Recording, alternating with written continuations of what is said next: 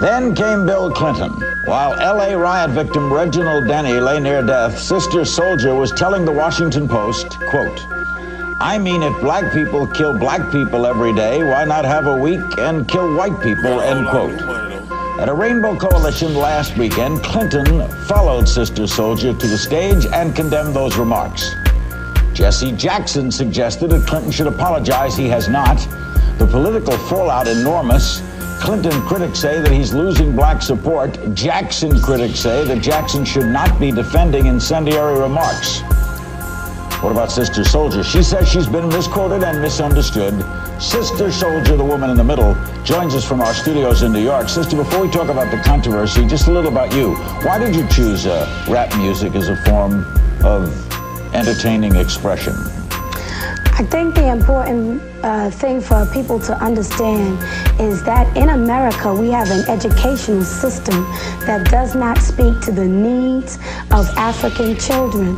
And so what hip-hop music has done is served as an alternative communication mechanism and given African children in this country some of the only understanding of African history that they'll ever receive. How about all the great female black jazz, blues, and rock artists? Well, Mr. King, I'm sure that you don't think that the history of African people is limited to music, or that music can build the esteem, the mind, heart, spirit, and intellect of African children in and of itself. Now, the question, Sister, was why you chose rap music as your form of musical expression. Oh, because clearly hip-hop music is what reaches the young population.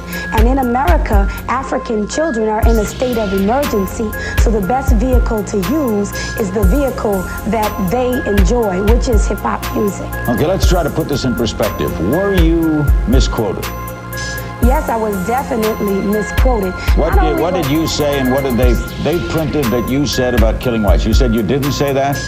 What I'm saying is that what you and other people in the media have not done is said what the question that the reporter asked me was, what I said before and after the comment that people are blowing up and magnifying all over the world. All right, that's what I just asked you now. What happened? The question was, but even the people themselves who were perpetuating that violence, did they think it was wise? Was that wise, reasoned action?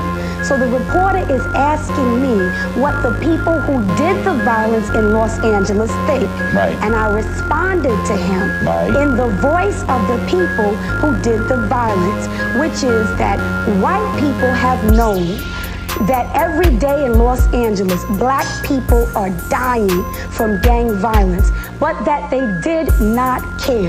But when it became a question of white people dying and $1 billion in property being lost, that's when it became a concern. But in the mind of a gang member, if the social and economic system has neglected your development and you have become a casual killer who will kill even your own brother, in your mindset, why not kill a white person? Because murder will not discriminate by color. The other thing that I said is that injustice anywhere is a threat to justice everywhere, and that if white America continues to neglect the development of African youth and it turns into economic and criminal justice crisis, they will be the victims of that system as well as black people. When the Washington Post printed that, did you then issue any kind of a statement saying that here is the way it was asked, here is the way it was answered, and taken on those terms, you're reading it wrong? No, actually, I'm used to newspapers having preconceived notions and preconceived actions, because the issue of white supremacy and racism in America is so explosive. What happens is people don't want to hear what African people are actually saying. They want to hear what they want to hear. You know? Because I'm not teaching hatred, but I'm teaching the re-education of you got to love yourself first. How we going to love all them? We can't even get along with each other. We look alike. So we can't, and it don't mean we have to hate them, but you need to know who represents your open enemy. I'm not going to lie to you about that. They don't like you. And they wish you would solve your problems and leave them alone. So we need to get an education on that, just what we really think about each other and what we really think about being black. You can't get out of it. You can go somewhere and pretend you white, or you can be around so many white people you start to talk like them and dress like them, but you still ain't white. You know. And I don't have to be afraid to say that. That's just the truth. We have problems in our community. We have women who have failed at being women, who now want to be men. We have men who have failed at being men, who now want to be women. Those are problems we have. We need a new education, a re-education on gender identification. And I know that's difficult because the white people are trying to make a gender-free society. We got that mixed up, and we're paying for that. Our children are paying for that. Them little savages now running around in the streets, and we want the white people to come in with some solution and straighten that out. They're not going to do it because they don't care nothing about our children. No more than they care about you and me. So the next time you get up somewhere and talk about your love for everybody, think about some of this, of how you need to be re-educated to stop talking like a slave. The slave master said on the plantation, before they decided to give us their holy Bible, the slave master said, they were debating it. Slave master said, now give them the Bible, because this book will serve me when I'm present and when I'm not present.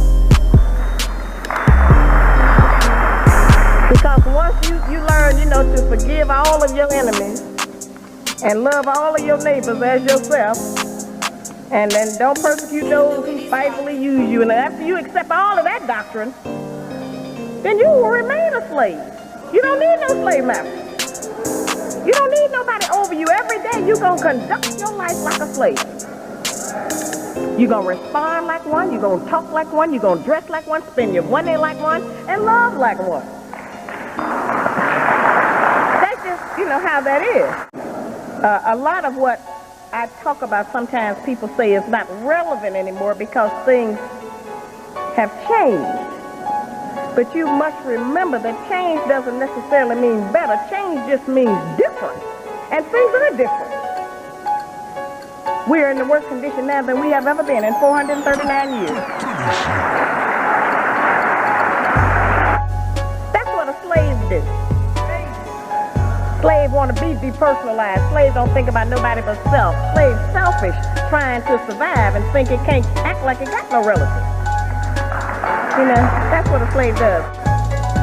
Stop acting like a slave on a plantation. White people brag about how cheap they got something. They got y'all tricked up. Y'all brag about how much you paid for it. Don't you see that the first stigma of slavery is that they took our name and our God? We can't say it didn't matter. If it didn't matter, they wouldn't have did it. Everything they did mattered. So when you want to hold on to the name of Johnson because your father's name was Johnson and his father was, and then some slave master behind him somewhere was named Johnson, think about that. It's no insult to your parents. They had a slave name too. So did mine. That's not disrespecting them because they were slaves too. You need your own name. And if you don't want your own name, you acting like a slave. Every holiday the white people got, black people running in the store, Valentine's Day, Easter, Halloween. Y'all coming out with a sack.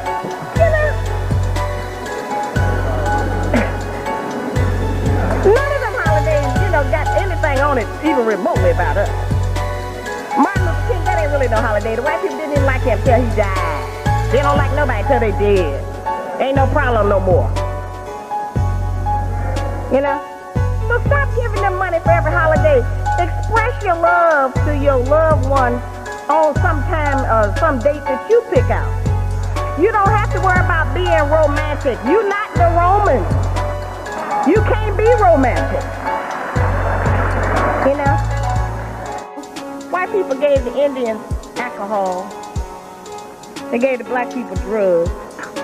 So we have to be careful. We know that we have substances that they will give us to try to destroy us. And we can talk about the violence on the TV and all of that, but there don't no white people come in our house and cut the TV on. We cut the TV on in our house. And we can cut it off.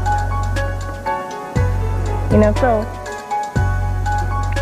every time we decide, to do a lot of these kind of basic things that we got from slavery, just don't act like a slave. I want to leave you with that thought. Stop acting like a slave. what the behavior of a slave is and stop doing that. It is one of the reasons we cannot make progress. Because they put some things in motion that even without a slave master, we still acting like a slave. All right? Assalamu alaikum.